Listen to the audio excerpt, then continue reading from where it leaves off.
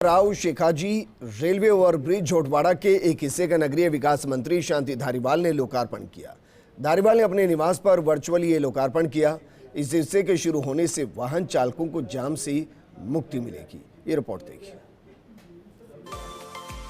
जयपुर शहर के सबसे लंबे इस रेलवे ओवरब्रिज की लागत 167 करोड़ रुपए है, जिसका शिलान्यास पिछले बीजेपी सरकार के समय जुलाई 2018 में हुआ था।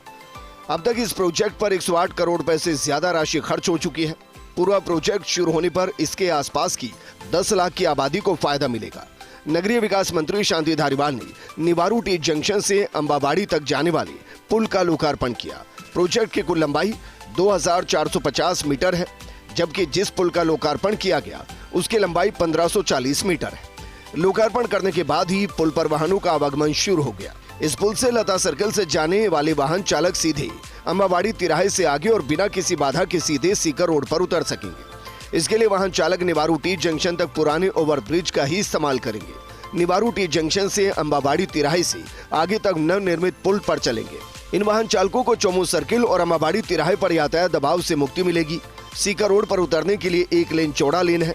पानी पेज से लता सर्किल जाने वाले वाहनों के लिए चोमू सर्किल और अंबाबाड़ी तिराहे पर यातायात दबाव कम होगा। दूसरी तरफ जेडीए को निवारू टी जंक्शन से पंचायत समिति तक अधूरा काम पूरा करने में मदद मिलेगी। वाहनों के नए पुल पर डायवर्सन से सड़क पर यातायात कम होने से जेडीए को मदद मिलेगी। मंत्री शांति धारीवाल के आवास पर आयोजित लोकार्पण समारोह में विधायक नरपत सिंह राजवी, जेडीए, जयपुर ग्रेटर नगर निगम और यातायात पुलिस के अधिकारी मौजूद रहे।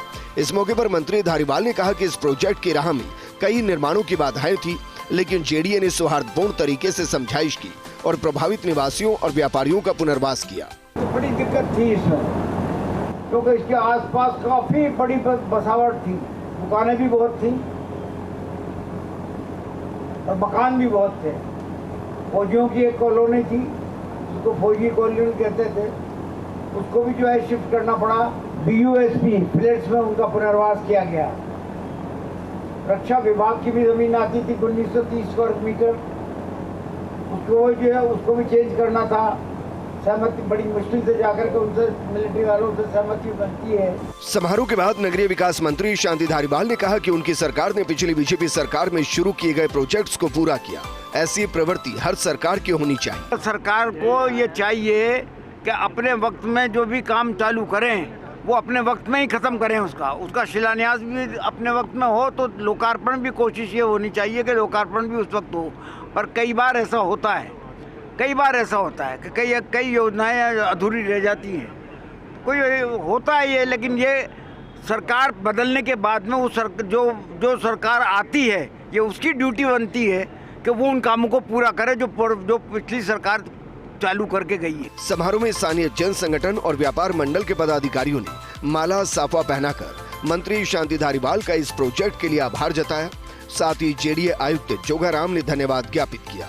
अभिषेक Srivastava, first India news, Jaipur.